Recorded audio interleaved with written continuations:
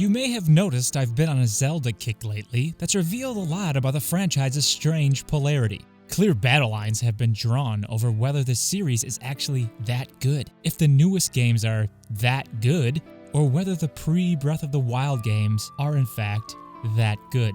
But today, in the spirit of honor and war, I'd like to commit video game seppuku by throwing myself onto the cold steel blade that is perhaps the most divisive element of this or any franchise. And we are going to talk about timelines. The Legend of Zelda timeline. Fuck. Now this is wild because up until about 18 hours ago I didn't give a shit. But I had just finished watching this video and I felt a bit of a tingle. Not you. The long and short of it is that the timeline was not something cobbled together with an ancient recipe of spit and spunk and whatever else sticky Nintendo may have had on their person to be paraded about as a half-assed piece of fan service. They knew what they were doing, and it makes sense, at least to me, except for this little bit here which we'll get into in due course. Not to mention, there is something quaint, fitting even, about the genesis of all the convolution and confusion regarding the whole affair coming back to Ocarina of Time, as I find any mere reference to that game generally causes Zelda naysayers to spontaneously combust, and although I recognize it as a moment of weakness, it pleases me. Here are my issues. Before its official publication in Hyrule Historia in 2011, it was widely accepted that there was a split in the timeline. What surprised people was the inclusion of this additional split, the Fallen Hero timeline, in which Link fights Ganondorf in Ocarina of Time and loses. But shouldn't every fight with Ganondorf then split into an alternate Fallen Hero timeline? Why is this strange mystique granted solely to Ocarina? Point being, the timeline and its logic are topics of intense scrutiny, often because they seemed contradictory or cherry-picked, not to mention its revisions, which then undermine the integrity of the whole timeline enterprise, and I certainly understand that. But the timeline itself is not really what I'm interested in. My main issues revolve around the timeline's meta. The first is with Nintendo's attitude regarding the timeline. In their own words, the Zelda team cares about the timeline to an extent, only because considering it more deeply would put constraints on our creativity. Hey, come here. Let me talk to you for a second. What is up with this Zelda team and constraints? Why are they so adverse to restrictions?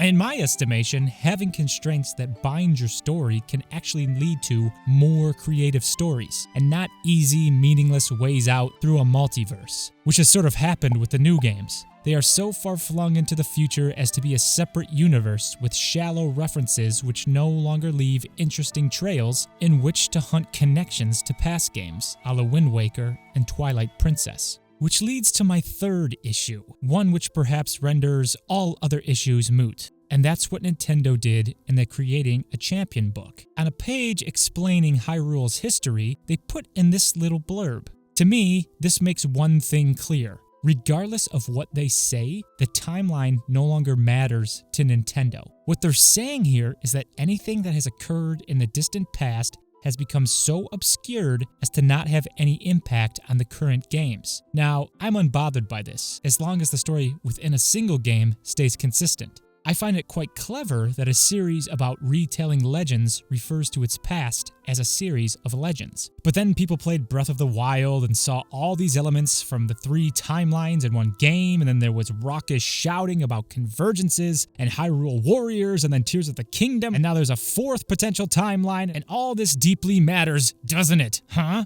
Well, sorry kid, someone's gotta tell ya.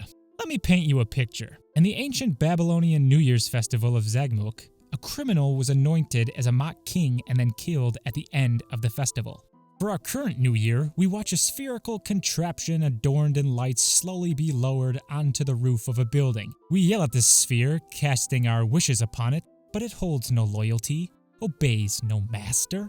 Sure, one seems a lot more titillating, but history has dictated that we move on from such bloody and overtly romanticized rituals to much more sterile, inoffensive ones. We can still refer to those old festivals, they just have no bearing on how we celebrate New Year's in our time. It's obvious to me that Nintendo wants to separate these new games from the old timeline, but it's also obvious to me that they are cowards. The old timeline exists, but it's no longer relevant, and Nintendo won't say that. Instead, they've done two things. One, they've said that the ball drop is in fact related to that ancient Babylonian festival, but you've got to figure out how. And two, they've also said that everything that has led to the ritual celebration of the ball drop is a consequence of the Zonai.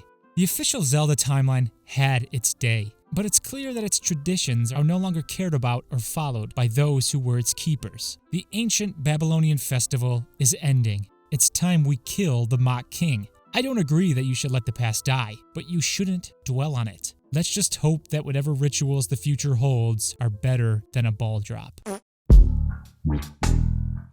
Hey y'all, thanks for checking this latest one out. I've got a bit of a Zelda doozy on the back burner that I'm trying to get together, so in the between time, I'm gonna drop some videos analyzing some indie games before jumping back hard on the Zelda wagon. Leave a comment if you feel strongly about the timeline, and I'll see you in the next one. Bye bye!